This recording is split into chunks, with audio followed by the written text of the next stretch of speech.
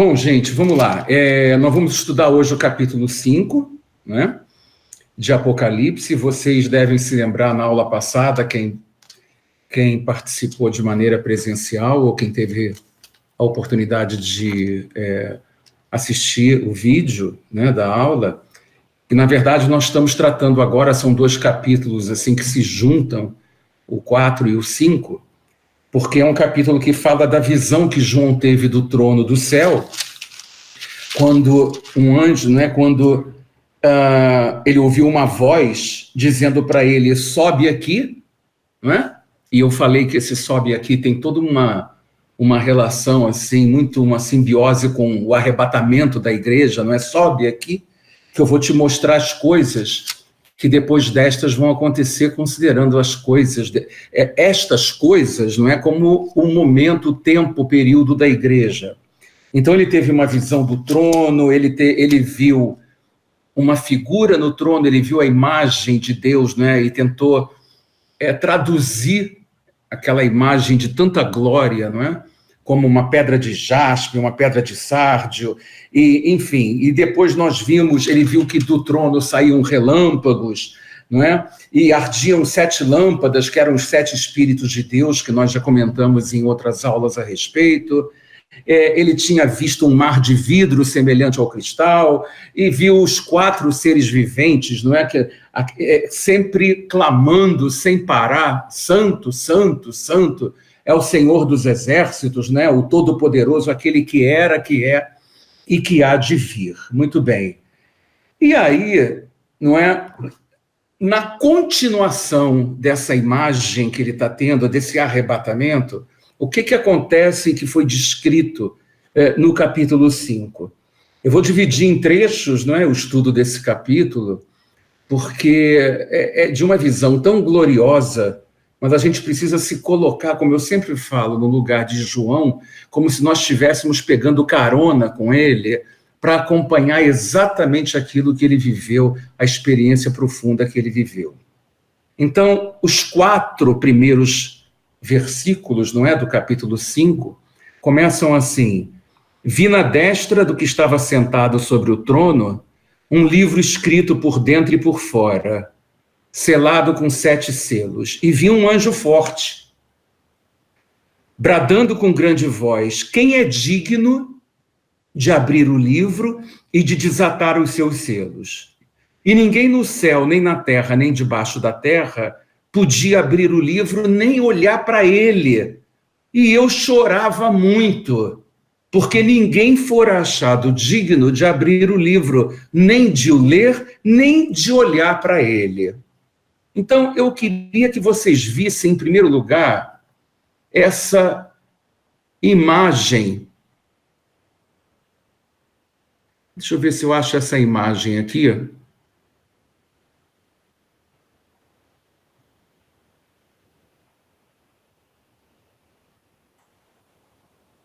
Essa imagem eu coloquei para que vocês tenham uma ideia, não é? Para a gente tocar esse capítulo para frente, de um livro selado com 7 selos.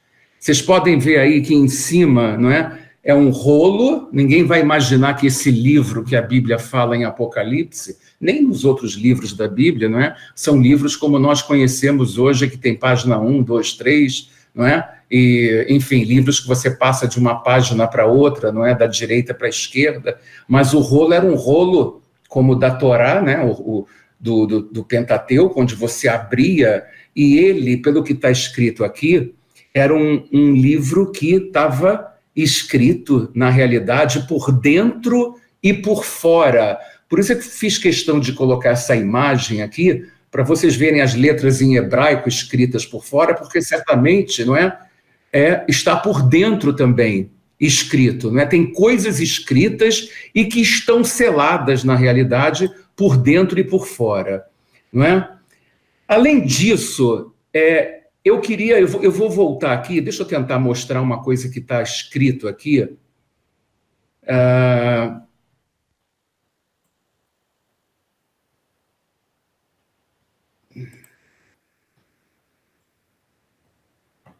Aqui embaixo, eu fiz questão de escrever algo que, para nós estudarmos essa questão dos selos, é muito importante. Que versículo que eu coloquei abaixo desse desenho está descrito em Esther, no livro de Esther, capítulo 8, versículo 8. Prestem muita atenção. Hoje a gente vai ler muitos versículos. A gente vai precisar ir para aqui e para lá, ou então anotar para depois estudar, não é? Olhar de novo, se cada um achar que vale a pena. Mas aqui está escrito assim, em Esther 8:8. Escrevei, pois, aos judeus como parecer bem aos vossos olhos e em nome do rei. E em nome do rei. E selai-o com o anel do rei. Olha só. Porque a escritura que se escreve em nome do rei e se sela com o anel do rei, não se pode revogar. Olha que coisa tremenda que aparece no livro de Esther e não aparece em nenhum outro livro. Oi, Val. Então, olha, escrevei, pois, aos judeus como parecer bem aos vossos olhos, e em nome do rei, selai-o com o anel do rei, porque a escritura que se escreve em nome do rei e se sela com o anel do rei não se pode revogar. Perceberam? Então, na verdade, a gente está falando de algo que é assim, uma vez selado, ninguém vai conseguir, na realidade, tirar o selo. Então, a palavra agora em Apocalipse, no capítulo 5, está nos apresentando um livro que está selado, e esse livro precisa ser selado, aberto, e a gente vai ver por que ele precisa ser aberto, não é?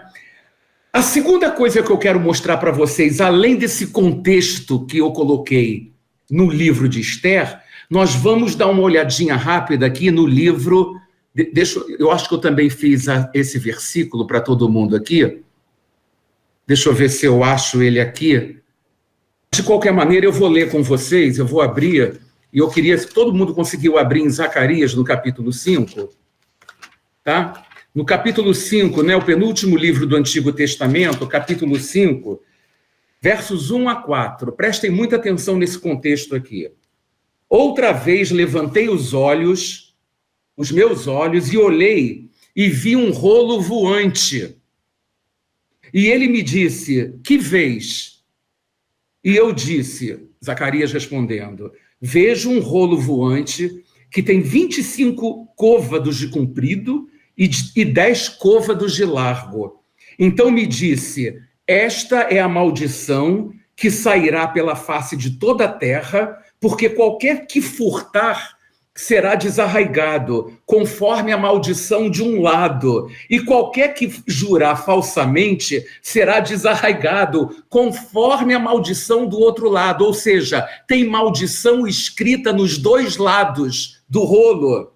Por isso é que lá em Apocalipse, que nós lemos no capítulo 5, no início, está escrito que estão escritos por dentro e por fora. E aqui no contexto de Zacarias, a gente vê que está escrito de um lado e do outro lado. E no final desse texto diz assim, eu a trarei.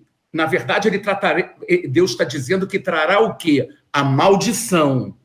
Disse o Senhor dos Exércitos, e a farei entrar na casa do ladrão e na casa do que jurar falsamente pelo meu nome. Ou seja, ele está dando exemplo de impiedade. A maldição vai entrar na casa do ímpio e termina falando, e pernoitará no meio da sua casa, e a consumirá com sua madeira e com as suas pedras. Isto é a grande tribulação, isto é o juízo de Deus. Então vocês vejam que a gente começou a ler um trechinho de Apocalipse 5:1.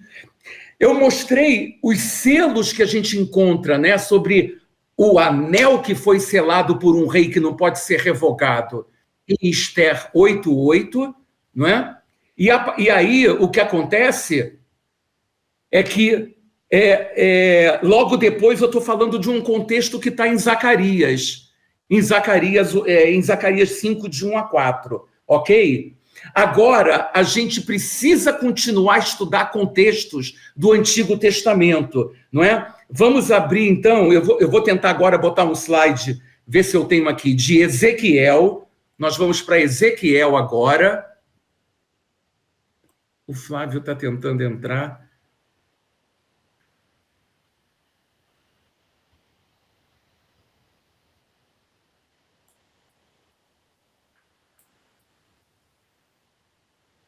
Não é esse aqui.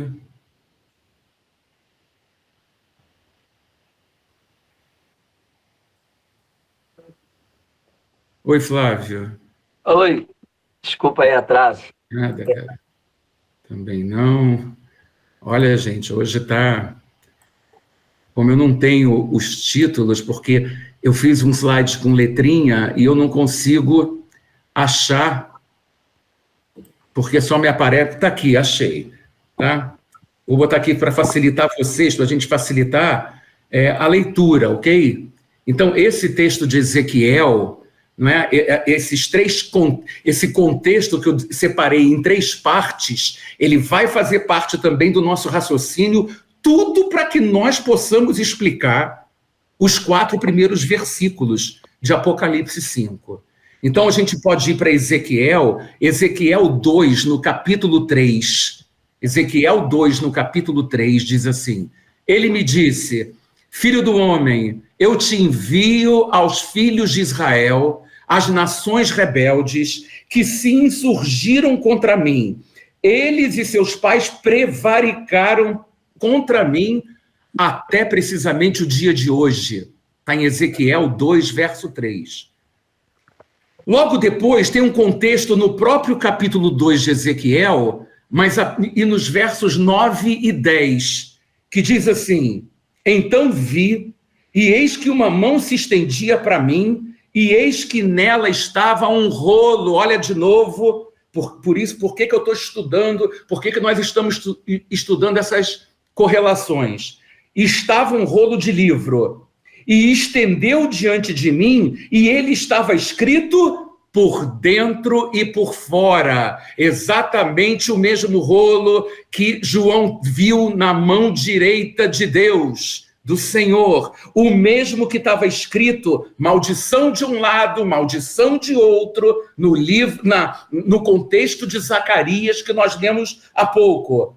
E aí ele termina esse texto em Ezequiel 2:10 e diz: e nele estavam escritas lamentações, suspiros e ais. Ora, ninguém imaginou que podia estar escrito, e nele estavam escritos: viagem para Israel gratuitamente, vamos para um spa, né, em Cancún, não está escrito nada disso, passeio de lanche gratuito pelo mar Mediterrâneo, não, o que está escrito aqui é lamentações, suspiros e ais. E quando você ouve falar em lamentações, suspiros e ais, o que passa pela sua cabeça, né? Quando a gente está estudando Apocalipse. Mas eu vou cair agora no terceiro trecho de Ezequiel, agora no capítulo 3, página seguinte, e vou ler dos versículos 4 ao 7, que diz assim: e me disse, filho do homem, vai e entra na casa de Israel, porque tu não és enviado a um povo de estranha fala, difícil, nem de língua difícil, mas a casa de Israel. Ou seja, gente, eles deveriam, a casa de Israel, ou seja, os judeus, os israelitas, deveriam entender facilmente essa mensagem. E ele continua dizendo: nem há muitos povos de estranha fala e de língua difícil, cujas palavras não possas entender. Ou seja, eles têm tudo para entender aquilo que eu quero que você diga para eles. Não é? Tá? E ele diz aqui no final: se eu aos tais enviara, quer dizer, a um povo difícil, e aí ele está se referindo aos gentios, de fala estranha, de língua difícil, né? Certamente te dariam ouvidos, mas a casa de Israel não vai querer te dar ouvidos, porque não querem dar ouvidos a mim, porque toda a casa de Israel é de rosto obstinado e de dureza e dura de coração. Então, vocês estão começando a entender? Já ouviram aquela de que o povo de Israel tem cerviz dura, né? Sabe? E olha, quem está falando para vocês é um judeu. Eu sou testemunha disso, Thelma está aqui, é testemunha disso, ok? Então, a gente sabe muito bem as origens, né? Como é que a coisa começa. Então, é assim, não é? Deus endureceu o coração, mas a gente sabe muito bem que essa dureza de cerviz, essa dureza de coração, não foi algo sem propósito. Não foi algo que tomou o Senhor desprevenido. Puxa, escolhi um povo, não sabia que esse povo ia ter dureza de cerviz. Não, tem um motivo e a gente vai falar um pouco dele aqui e recordar. Na verdade, quando o povo aqui, quando ouve essa palavra, porque o Senhor diz o seguinte, isso é um mistério de Deus, quer ouçam, quer deixem de ouvir, fala. É que nem a gente quando está pregando o evangelho. Sabe, a nossa comissão como igreja é ir e pregar o evangelho a toda criatura. Quem crer e for batizado será salvo. Quem não crer, não é? Está condenado, diz a palavra. Mas leva a palavra, independente se existe uma predestinação ou não. Não é isso que está em discussão aqui. O que está em discussão aqui é o seguinte: por que Deus endureceu o coração dos judeus para ouvir essa palavra profética? O que a gente pode entender disso? Que isso nada mais é que uma rejeição ao Messias. Isso, na verdade, é uma rejeição. O livro selado, não é? Na frente e atrás, vai continuar fechado. Não é para abrir o livro nesse momento, ok? E aí eu vou pegar, já que nós demos uma olhada no anel lá em Esther, nós fomos para o contexto do livro voante, não é? Lá em Zacarias. Estamos falando aqui, na realidade, do contexto, não é? De um livro fechado e de uma mensagem que precisava ser levada aos judeus, não é? E eles endurecem o coração, que foi feito através de Ezequiel. Mas agora eu quero que vocês vejam o contexto de Daniel, não é? Sobre a questão do livro também. Deixa eu abrir aqui, se eu demorar um pouco, não estranhem, né? Quem sabe eu consigo, acho que eu consigo abrir mais rápido dessa vez. Sim. Ok. Agora, então, nós vamos ver um contexto de Daniel muito importante também para analisar esses 4 primeiros versículos de Apocalipse 5, ok?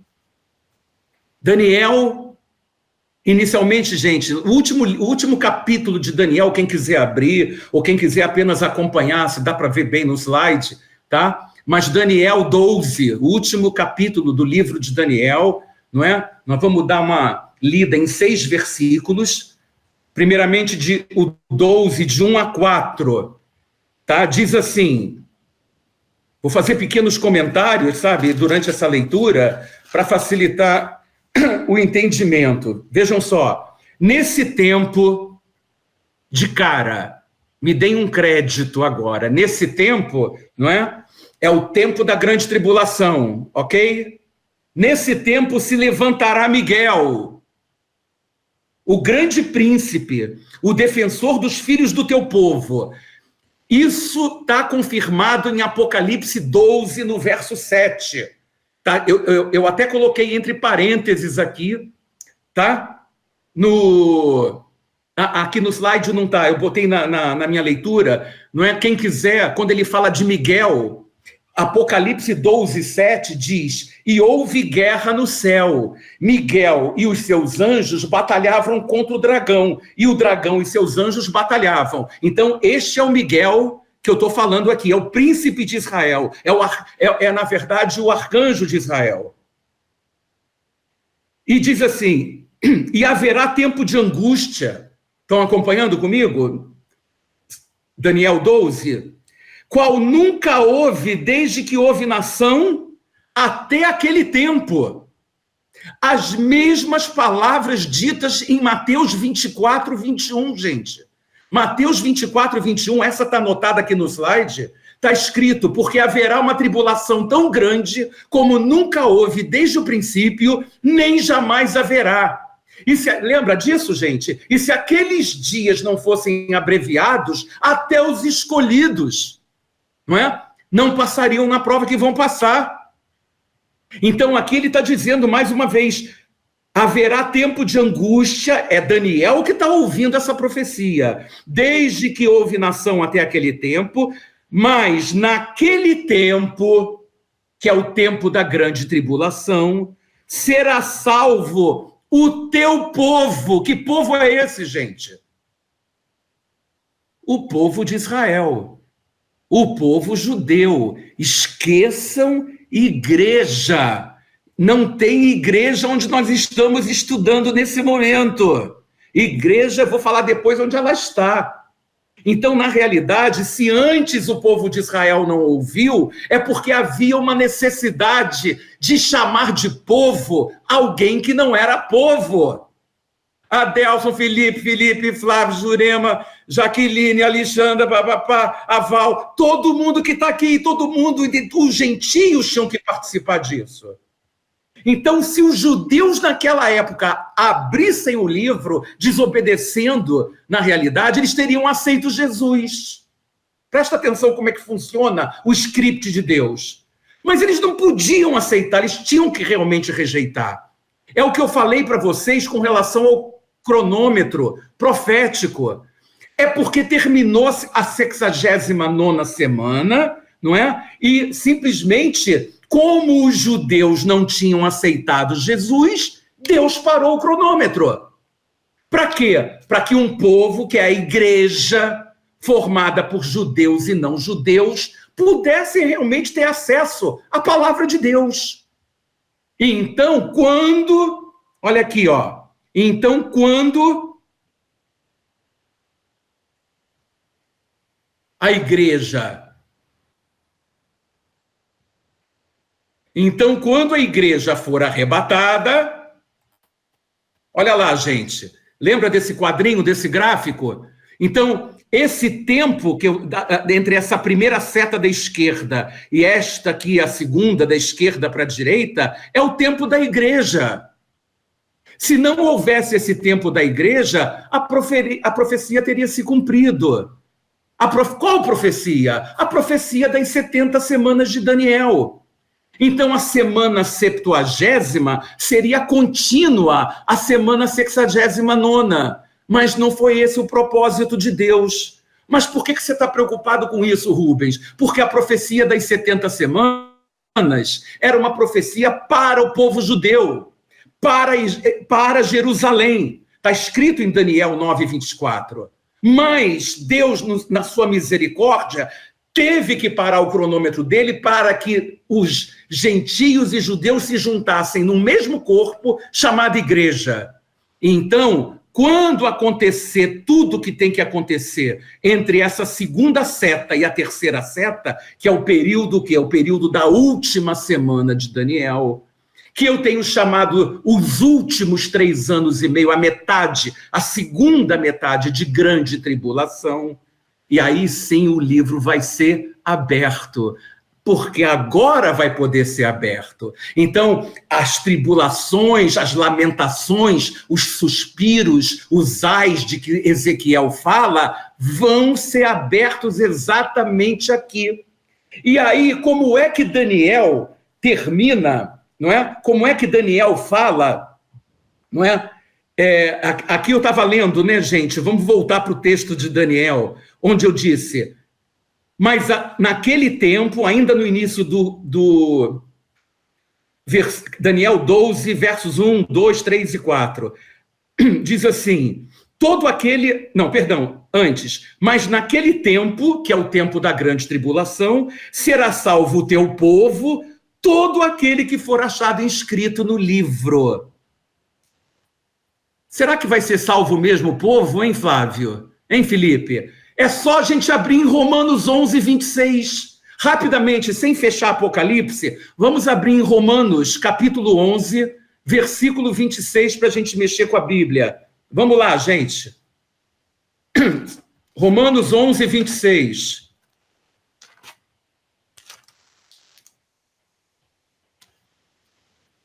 Eu vou ler o 25 e 26, ok? Romanos 11, 25 e 26. Diz assim: não quero, irmãos, que ignoreis esse segredo ou esse mistério, para que não presumais de vós mesmos, que o endurecimento veio em parte sobre Israel, até que a plenitude dos gentios haja entrado.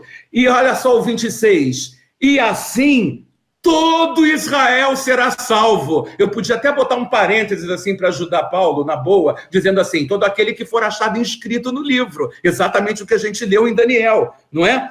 Todo Israel será salvo, como está escrito: de Sião virá o libertador e desviará de Jacó, que é Israel, as iniquidades, as impiedades. Então, tudo, vocês notem que tudo está no mesmo contexto.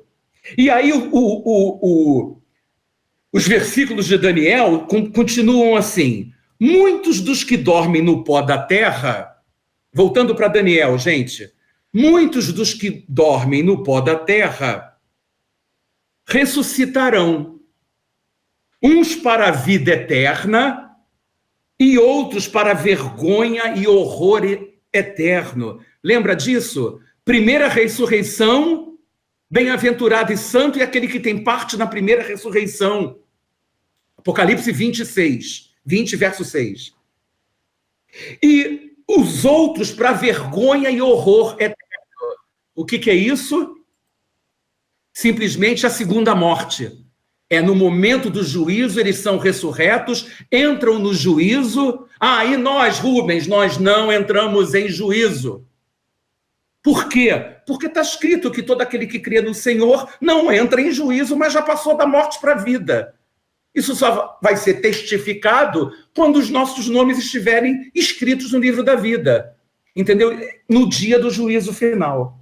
E aí termina e diz assim, aqui em Daniel: os que forem sábios, pois, resplandecerão como o fulgor do firmamento, e os que a muitos conduzirem à justiça, como as estrelas, sempre e eternamente. Aí ele fala para Daniel assim: tu, porém, Daniel, encerra as palavras e sela o livro até o tempo do fim, porque está cheio de lamentações, suspiros e ais do seu irmãozinho Ezequiel, sabe? E muitos o esquadrinharão e a ciência se multiplicará. Ou alguém tem dúvida de que nós estamos vivendo um tempo de multiplicação louca da ciência? E aí a gente pode passar para o mesmo livro, para o mesmo capítulo de Daniel, onde está escrito no capítulo 12, versos 9 e 10. Ele respondeu: vai, Daniel, porque essas palavras estão encerradas e seladas até o tempo do fim. Que tempo é esse? O tempo da grande tribulação. Ok? Muitos serão purificados e embranquecidos, guardem isso, e provados, mas os ímpios procederão impiamente, e nenhum dos ímpios entenderá, mas os sábios entenderão. Ok? Eu estou falando um monte de versículo, mas quem quiser depois vai vendo como é que uma coisa vai se encaixando realmente na outra, não é? Para que vocês possam entender esse contexto. Senão, não tem condições da gente entender. Por isso é que eu sempre digo que o livro do Apocalipse é um livro de consumação. A gente precisa entender os conceitos que estão ligados a Israel, ao povo judeu, para entender agora, no período do Apocalipse, quando a igreja não está mais presente na Terra. Ok? E para a gente continuar ainda esse estudo, não é? Eu quero que vocês... deixa eu ver se eu tenho um outro slide aqui.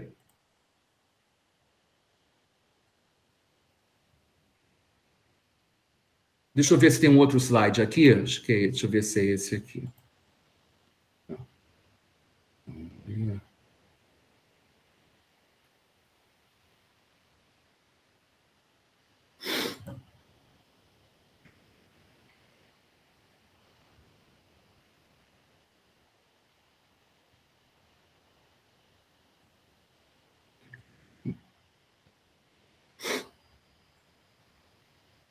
Só um instantinho. Senão eu vou pedir para abrir mesmo e... Não. Eu acho que eu fiz alguma bobagem aqui.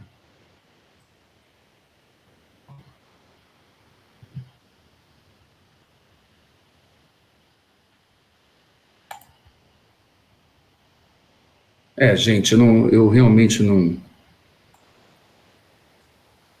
Bom, eu queria que vocês fizessem o seguinte comigo.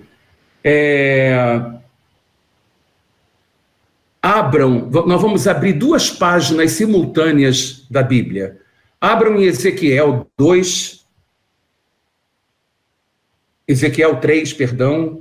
versículo 2, e abram em Apocalipse 10, de 9 a 11. Apocalipse 10, 9, né? Então, Ezequiel, capítulo 3. Ezequiel, capítulo 3, nós vamos ler de 1 a 3, tá? E Apocalipse 10, nós vamos ler de 9 a 11, que eu preciso falar mais sobre esse contexto para a gente entender, ok? Todo mundo abriu? Então, vou repetir. Ezequiel 3, a partir do verso 1 a 3, e Apocalipse 10, do 9 ao 11. Então, em Ezequiel, está escrito assim: depois me disse, filho do homem, come o que achares, come esse rolo. Olha que coisa, come esse rolo. E vai e fala à casa de Israel. Então abri a minha boca e me deu a comer o rolo, e disse-me, filho do homem, dá de comer ao teu ventre, e enche as tuas entranhas desse rolo que eu te dou. Então Ezequiel responde e diz, então o comi, e na minha boca era doce como o mel. Agora vamos para Apocalipse, lá no capítulo 10. Vamos ver o que João ouviu. Apocalipse 10, a partir do 9. E fui ao anjo dizendo-lhe, dá-me o livrinho. E ele disse-me, tome-o e come-o, e ele fará amargo o teu ventre. Mas na tua boca será doce como mel. E tomei o livrinho da mão do anjo e comi-o, e na minha boca era doce como mel. E havendo-o comido, o meu ventre ficou amargo. E ele disse-me, importa que profetizes outra vez a muitos povos, nações, línguas e reis. Notem uma coisa aqui muito interessante. Em primeiro lugar, o que é um livrinho? Quando um anjo chega para você e diz para comer o livrinho, certamente nós estamos falando de alimento espiritual. Isso é alimento espiritual. Não pensa que é papel, né, que a gente está pensando que vai, né, deixar algum irmão em espírito empanturrado. Não é nada disso. Isso é um alimento espiritual. Então, Ezequiel come o livro, João come o livro, não é isso que aconteceu, para profetizar outra vez. Por que outra vez? Porque este era um livro que deveria ser profetizado para ser aberto na grande tribulação. Por isso o ventre de João ficou amargo, mas o de Ezequiel, somente a boca ficou doce, porque ele não foi aberto. Então é assim, eu como o livro, imagine essa cena literal, eu como o livro, né? Mas ele não está aberto ainda não, eu só comi. Então me deixa, né? Me deixou, como você está ingerindo uma verdade, a tua boca fica doce como mel, a palavra é maravilhosa. Mas quando a verdade daquela palavra se abriu no estômago, vamos falar assim, espiritual de João, o ventre dele ficou amargo, porque o que veio foi chumbo grosso. Todos estão entendendo o que eu estou falando? Então tem uma diferença. Uma coisa, ele comeu e a boca ficou doce. Ezequiel, o livro não foi aberto. Mas quando chegou na grande tribulação, e por isso ele diz, é necessário que profetizes outra vez, porque a primeira profecia não resolveu, e agora os judeus precisam ouvir de novo, porque agora Israel vai ser salvo. Antes eu coloquei uma dureza no coração de Israel, porque eu tive que criar a igreja no período da igreja, mas a igreja agora foi arrebatada, então eu tenho que voltar a tratar com os judeus. E, obviamente, os gentios também vão no vácuo, né? E a gente vai ver isso de maneira muito clara agora. Estão todos acompanhando? Então, Quem é que vai fazer esse trabalho de profetizar? Como eu falei e tenho falado sempre aqui, os 144 mil judeus israelitas selados com os selos, conforme a gente vai estudar daqui a uma ou duas aulas, né, falando sobre Apocalipse no capítulo 7, ok? Muito bem. Agora a pergunta que eu faço é o seguinte, o que eu queria falar. O livro estava selado, então, até o tempo determinado por Deus para a salvação de Israel, não para a igreja, muito menos para os gentios. Estou falando que nesse momento a igreja está salva, não é? Lembra que eu falei numa das primeiras aulas, não é? Antes que vocês perguntem, Rubens, você, Thelma, Miguel, vocês não são judeus? Mas o que eu falei em Romanos 11:5? Está escrito que nesta dispensação da graça, somente os remanescentes seriam salvos. E nós temos que levantar as mãos para os céus, porque nessa dispensação da graça, como judeus que somos realmente peças raras. Isso é uma grande verdade.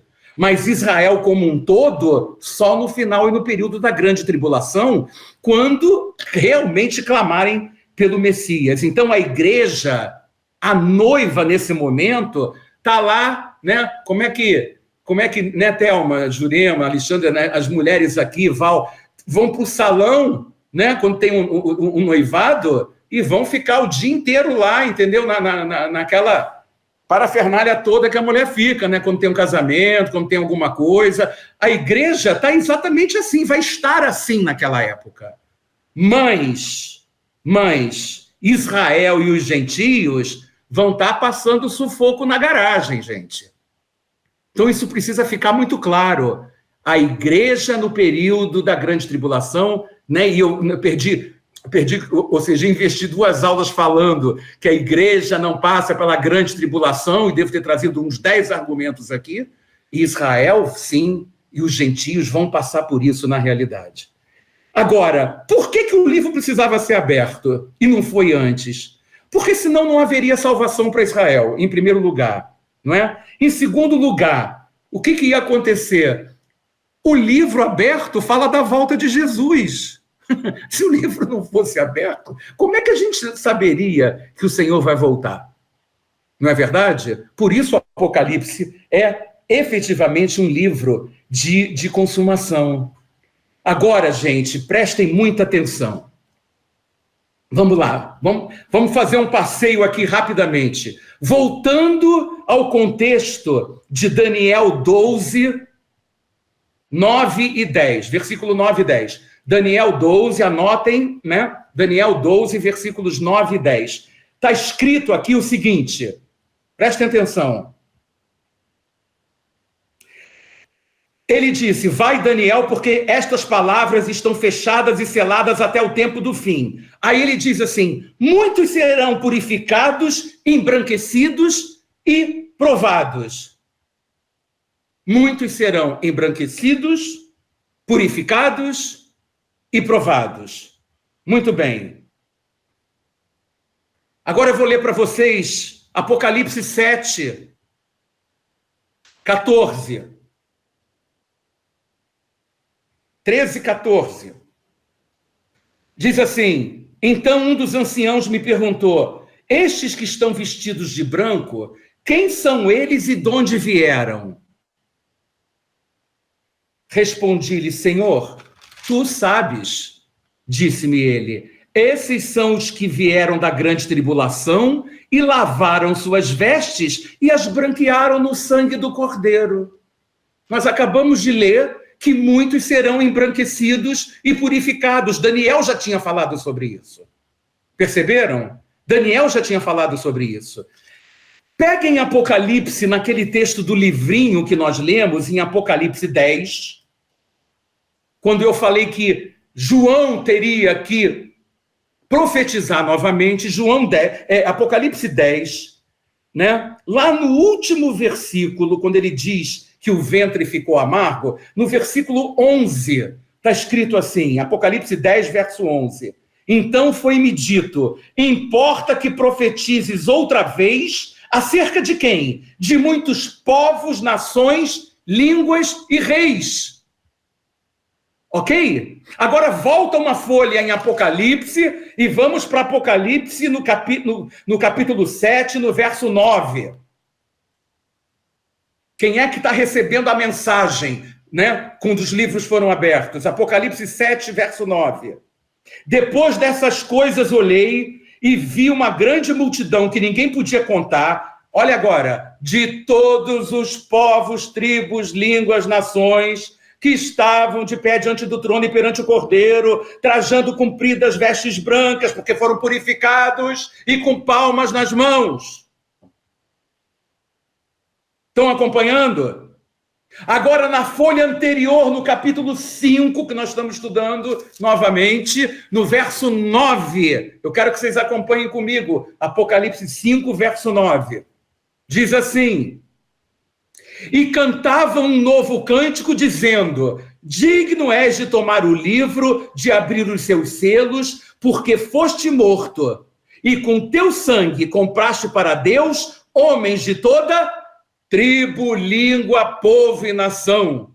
Olha como é que alguém ainda pode dizer, como eu ouço muitos falando, que não vai haver salvação no período da grande tribulação. É brincadeira. Então eu estava mostrando que já tinha sido profetizado por Daniel que muitos seriam embranquecidos e purificados, e aqui está a confirmação, não só para Israel, não é? Quando a gente leu, todo Israel será salva, e eu vou falar de outros contextos ainda que confirmam isso tudo na realidade, não é?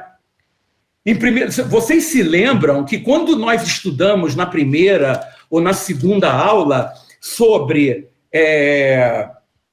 as 70 semanas de Daniel, que eu falei, não é, inicialmente, que não eram semanas, eram semanas de anos. Então, quando ele diz 70 semanas, são 490 anos. Mas em Daniel 9, 24, havia estão escritas 6 condições para a eternidade, até 6 condições para Israel, que continuam fechadas até hoje. É só nós olharmos para Israel. A Israel literal. Sabe o que está escrito ali? Ouçam. 70 semanas estão decretadas sobre o teu povo, sobre a tua santa cidade. Perceberam como é que a profecia, quando ele diz para Daniel, e diz que é para o seu povo e para a tua santa cidade, ele está dizendo que é para os judeus e para Jerusalém. Então não tem nada a ver com a igreja, tem a ver com Israel. E ele diz assim: 70 semanas estão determinadas para, 1, extinguir a transgressão, que não aconteceu ainda. 2, dar fim aos pecados. Vocês não têm a ideia do que, né, Miguel? Israel, como é que está?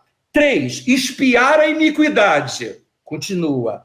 4, trazer a justiça eterna. 5, quem é a justiça eterna, gente? Jesus. Já veio? Jesus. Não. Selar a visão e a profecia. Claro que quando ele voltar, não vai fazer mais qualquer sentido, qualquer visão ou profecia, porque ele vai cumprir literalmente tudo, vai estar tudo selado definitivamente.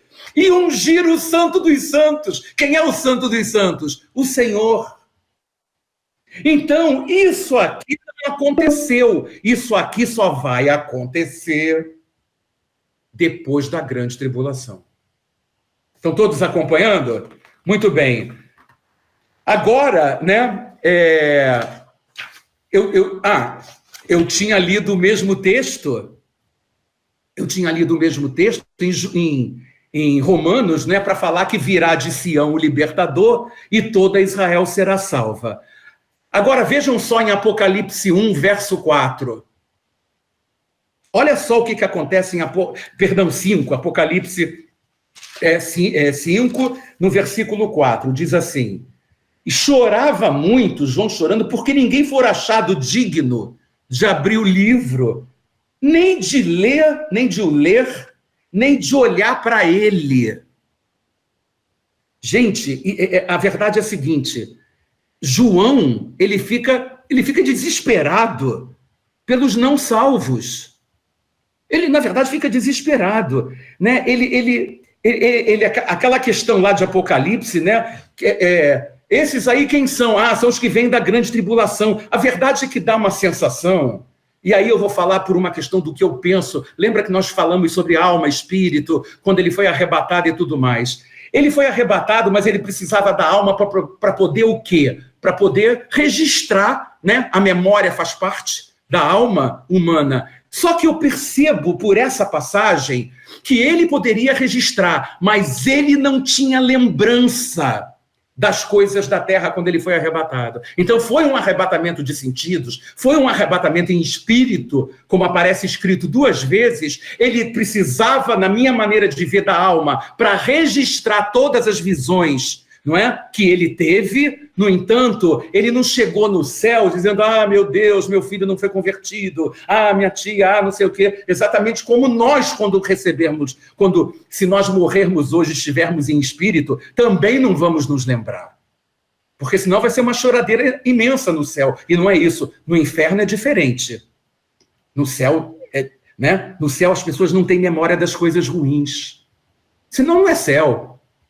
Percebem? Então, o que acontece? Quando chega em Apocalipse 5, no verso 5, ele diz assim, todavia um dos anciãos me disse, não chores, olha, o leão da tribo de Judá, a raiz de Davi, venceu para abrir o livro e seus 7 selos.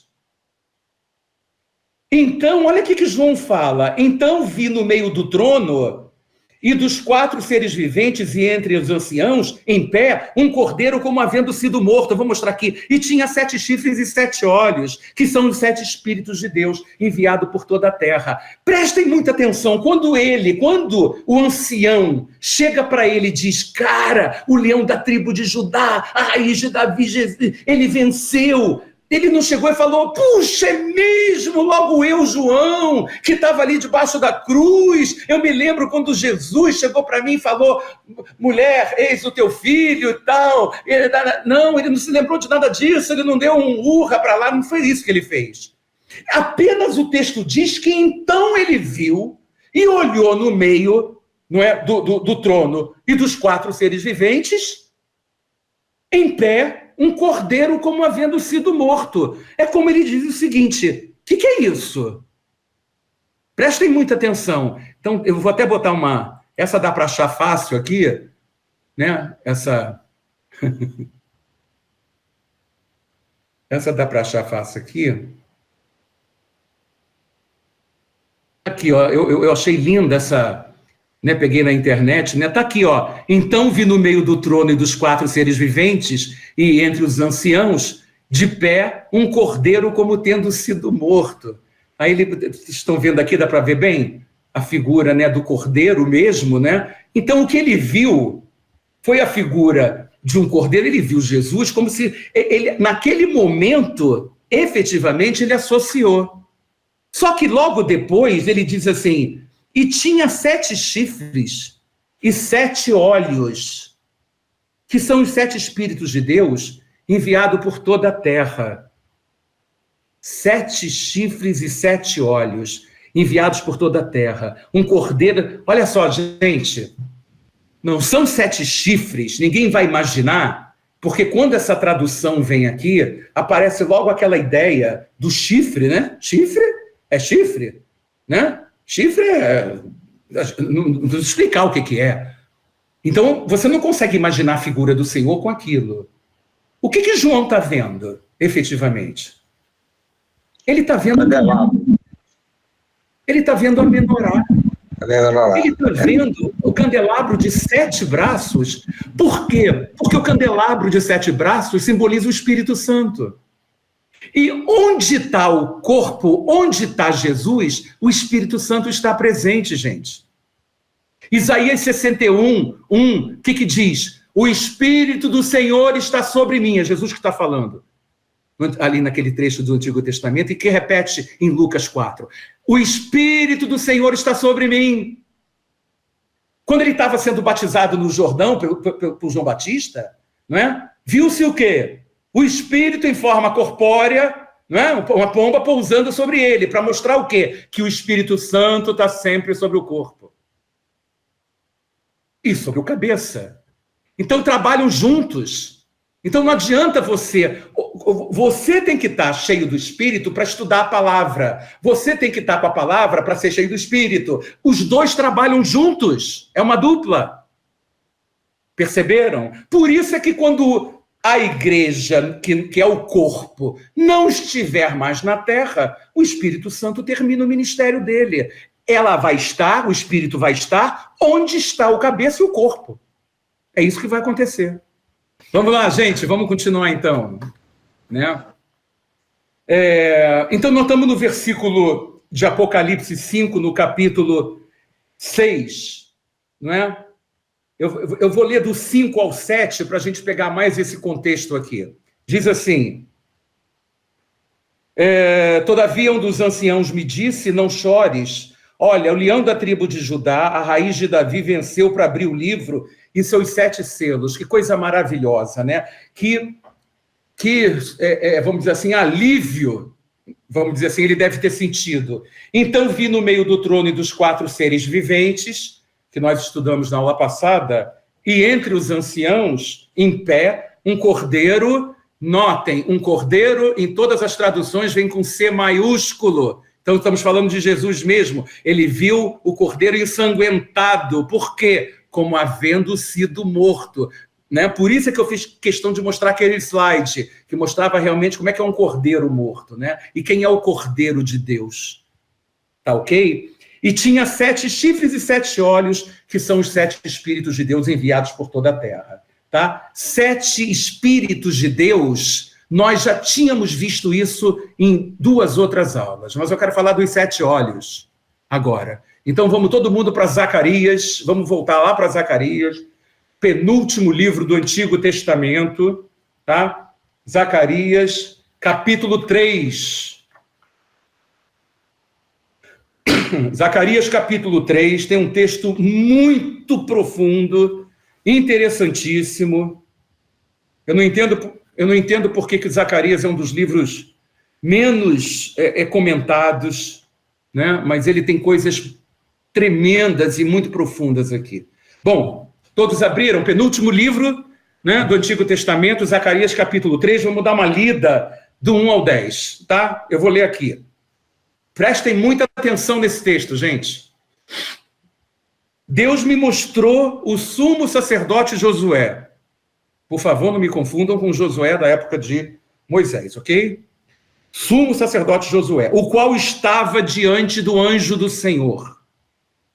E Satanás estava à mão direita dele para se lhe opor. Mas o Senhor disse a Satanás: o Senhor te repreende, ó Satanás. Sim, o Senhor que escolheu a Jerusalém te repreende. Não é este, referindo-se a Josué, um tição tirado do fogo?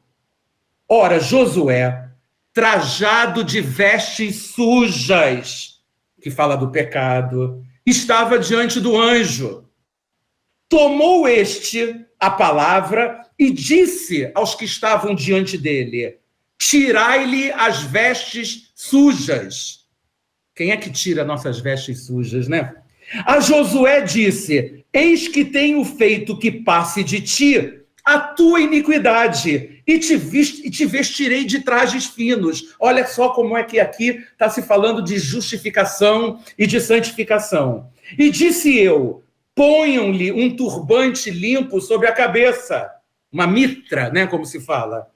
Puseram-lhe, pois, sobre a cabeça um turbante limpo e o vestiram com trajes próprios, trajes de um sumo sacerdote, não é? Que deve ser branca, não é? Muito bem. E o anjo do Senhor estava ali, protestou a Josué e disse: assim diz o Senhor dos Exércitos. Olha a condição: se andares nos meus caminhos e observares os meus preceitos, também tu julgarás a minha casa e guardarás os meus átrios e te darei acesso entre estes que aqui se encontram. Ouve, pois, Josué, sumo sacerdote, tu e os teus companheiros que se sentam diante de ti, porque são homens de presságio, são profetas. eis que eu farei vir o meu servo, o renovo. Olha que profecia, falando de Yeshua, falando de Jesus. Porque eis aqui pus a pedra diante de Josué. Eu fico arrepiado de ler isso. Ele pôs a pedra. Quem é a pedra? O que essa pedra representa? O Senhor Jesus. É só a gente se remontar a profecia lá de Nabucodonosor para se lembrar. E ele diz que sobre esta pedra única, é unigênito, não tem outra pedra igual a essa. Sobre essa pedra única estão 7 olhos. Olha os olhos que a gente acabou de ler em Apocalipse 5, no versículo 6.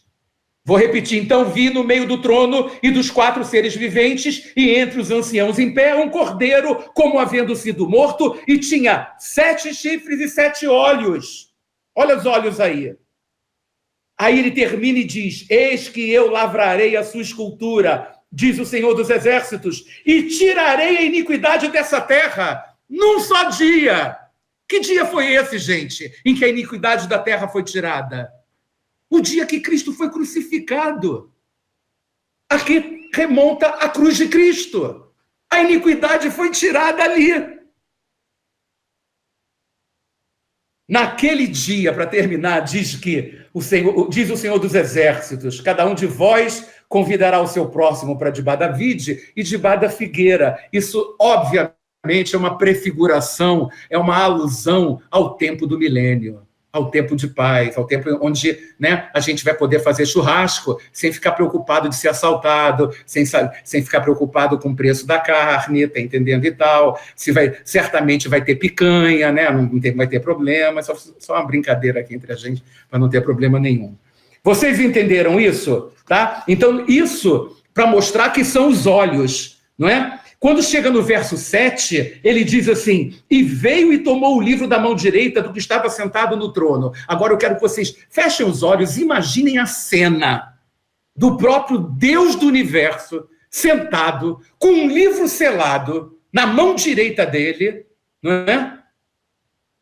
E aí você vê que, na verdade, vi no meio do trono, né, um dos anciãos em pé, né, e veio e tomou, já pode imaginar a cena, tomar o livro, aquele que eu mostrei no início, mais ou menos algo parecido, né, similar, da mão direita do Deus do universo. Por quê? Porque havia um cordeiro que havia sido morto. Então agora a gente vai poder abrir. Né? Agora a gente vai poder abrir.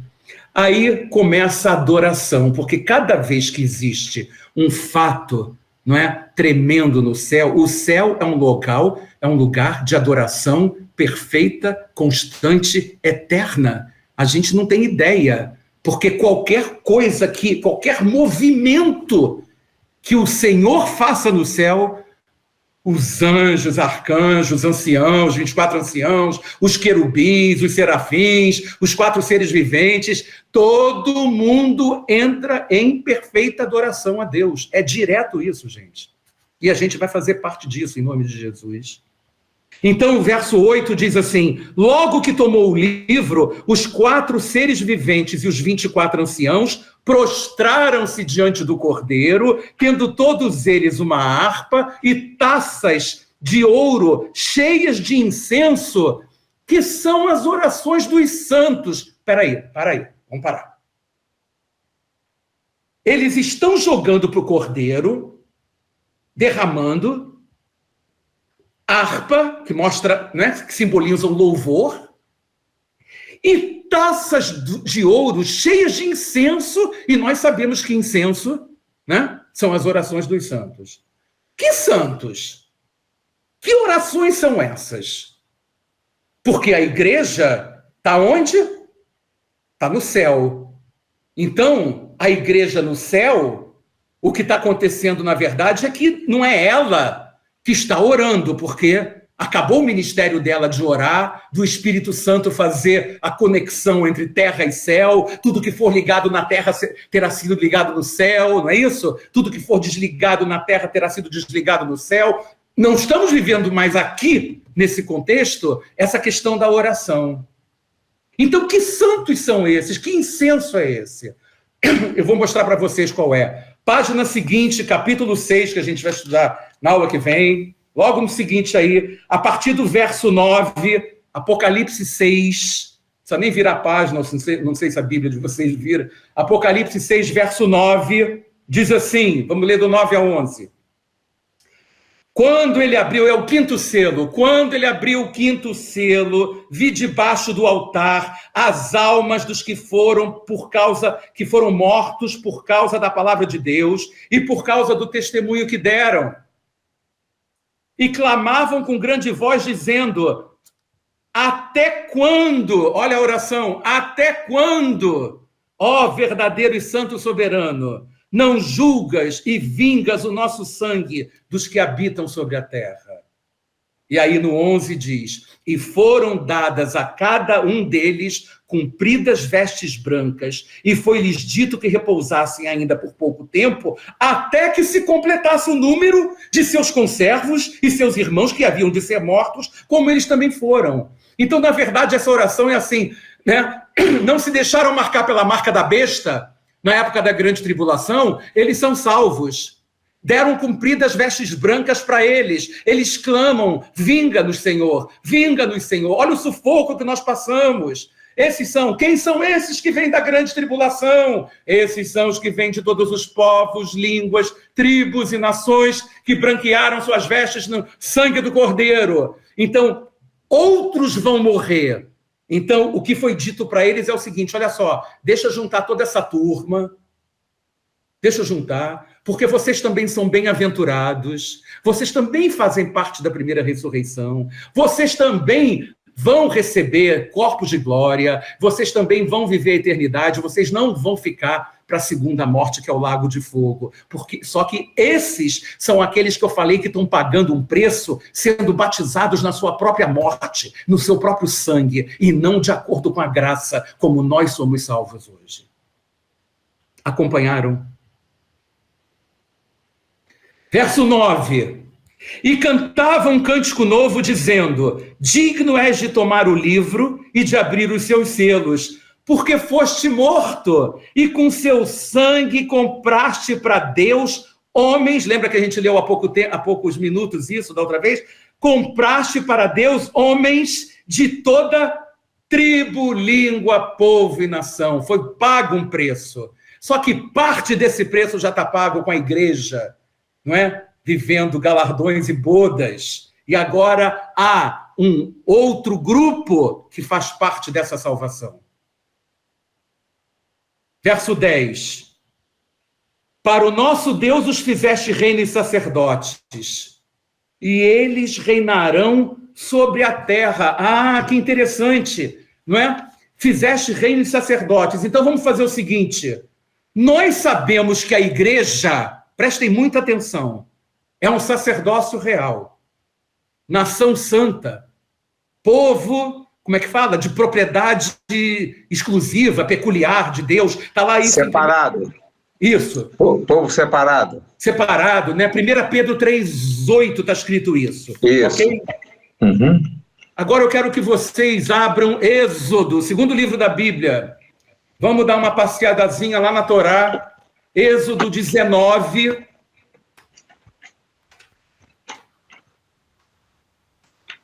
Êxodo 19.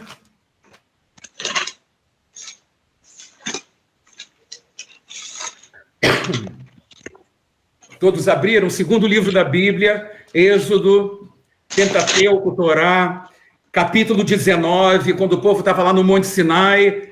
Eu vou ler até o versículo 6. Isso aqui, inclusive, já mostrei que também fala do arrebatamento da igreja. E diz assim: no terceiro mês da saída dos filhos de Israel da terra do Egito, nesse mesmo dia chegaram ao deserto do Sinai. Tendo partido de Refidim, chegaram ao deserto do Sinai, e Israel se acampou ali no deserto em frente do monte. Subiu Moisés a Deus, e o Senhor o chamou do monte, dizendo: assim falarás à casa de Jacó, e anunciarás aos filhos de Israel: vistes o que fiz aos egípcios, como vos levei sobre asas de águias, e vos trouxe a mim. Agora se diligentemente, olha a palavra para Israel, ouvirdes a minha voz e guardardes a minha aliança, sereis a minha propriedade peculiar. Dentre todos os povos, embora toda esta terra seja minha. Então ele chama Israel de reino sacerdotal, mas ao mesmo tempo ele profetiza para a igreja que se torna um sacerdócio real, conforme eu falei em 1 Pedro 3,9. Aí ele diz então no verso 6 para os judeus: vós me sereis reino sacerdotal e nação santa. Ele está falando isso, gente, literalmente para os judeus no milênio. Porque eu quero que vocês entendam, não vou ensinar isso agora, né? O sacerdócio levítico. Qual é o sacerdócio que nós servimos hoje? É o sacerdócio segundo a ordem de Melquisedeque. Ok? É o sacerdócio de Cristo. É o sacerdócio da igreja. Isso está lá em Gênesis 18, ou 14, não me lembro agora. Isso está lá no Salmo 110. Isso está em Hebreus 7, Hebreus 8. Não é? O que eu quero dizer para vocês? Eu estou mostrando que vai haver um reino sacerdotal, porque o sacerdócio levítico está corrompido. O sacerdócio levítico está caído. Quem é um exemplo desse sacerdócio caído? Anás, Caifás. Esses eram sacerdotes, não é? Levitas, mas um sacerdócio caído.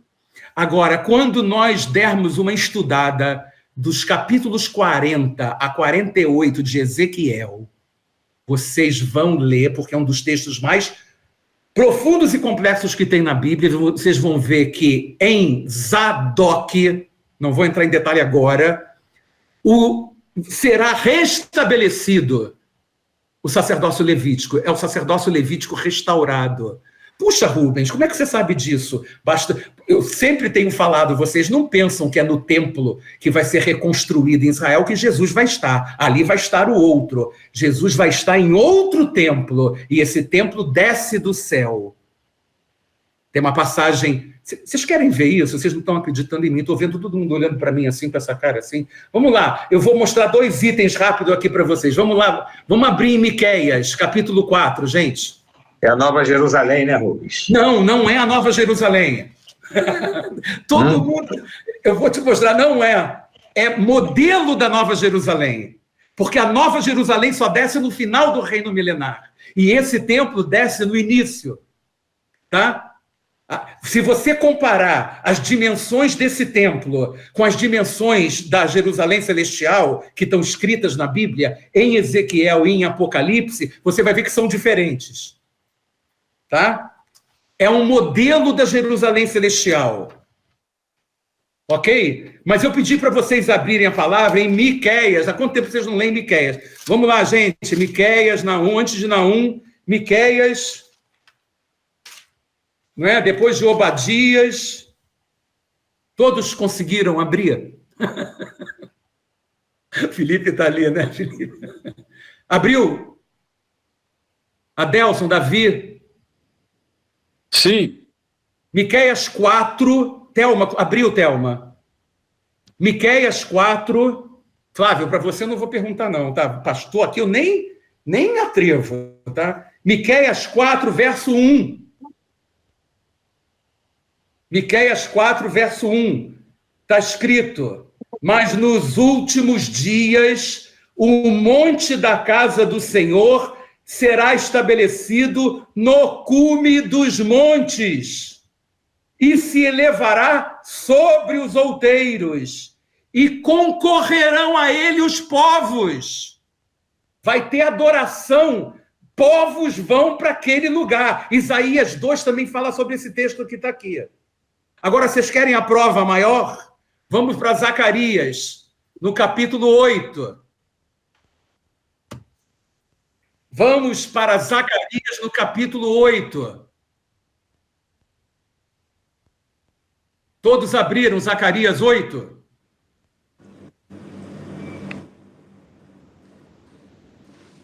Eu falei que muitos povos iriam, não é verdade? Agora vamos ver Zacarias 8, a partir do versículo 22. Lá no finalzinho. Zacarias 8, 22. Fala assim, olha os povos que eu acabei de falar. Assim virão muitos povos e poderosas nações buscar em Jerusalém, quem? O Senhor dos exércitos, e suplicar a bênção do Senhor. Isso é reino milenar. Agora, prestem atenção no versículo 23. Assim diz o Senhor dos exércitos, naquele dia pegarão 10 homens de todas as línguas das nações, pegarão sim nas orlas das vestes de um judeu, dizendo, iremos convosco, porque temos ouvido que Deus está convosco. É complicado? Isso é uma profecia muito tremenda. Isso é maravilhoso. É maravilhoso. É maravilhoso, né? Então, na verdade, não é que Deus esqueceu o sacerdócio levítico, é porque está corrompido propositadamente para que o sacerdócio, segundo a ordem de Melquisedeque, pudesse sobressair, que é o de Cristo, que é o da igreja, mas a igreja está arrebatada. Nós vamos receber corpos de glória, mas naquele tempo ele restaura o sacerdócio levítico, não é? Através do sacerdote Zadok. Zadok em hebraico, tzadik, significa justo. Então, quando você lê o templo em que vai haver toda essa adoração, é esse templo que eu acabei de ler, Adelson, em Miqueias 4, no verso 1. Durante o reino milenar, se você parar para ver, quer ver? Nós estamos em Zacarias 9, então vamos para Zacarias 14. Zacarias 14, último capítulo de Zacarias.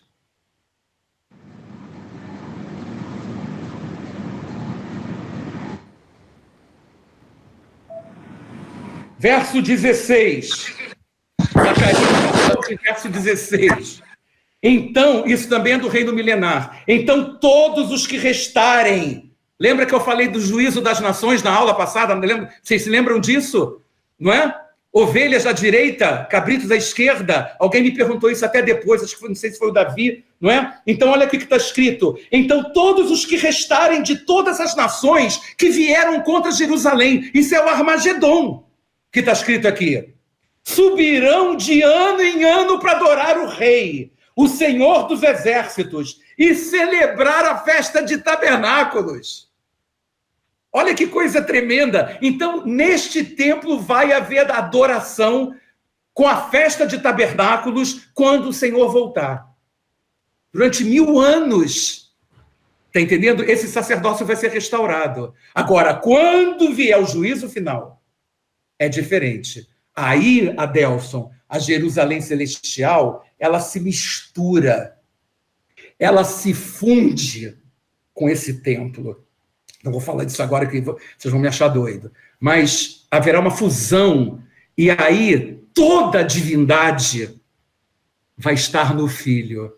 Você não vai ver mais a imagem do Pai, do Filho, e pensar no Espírito Santo. Conforme Colossenses 2:9 e 1:19, está escrito que toda a plenitude estará com o Filho, porque foi assim que Deus, o Pai, honrou o Filho, por causa da cruz. Entenderam? Tá? Vamos acabar só de ler Apocalipse 5. Apocalipse 5, vamos lá, nós paramos no... Né? Eu estava dizendo, então, por isso é que Moisés tinha profetizado que os judeus seriam um reino sacerdotal. Né? Nós vamos ter um reino sacerdotal com um sacerdócio real. Verso 11 de Apocalipse 5. Então olhei e ouvi a voz de muitos anjos ao redor do trono, sempre adoração, vejam, e dos seres viventes e dos anciãos, e o número deles era miríades de miríades, milhões de milhões, né?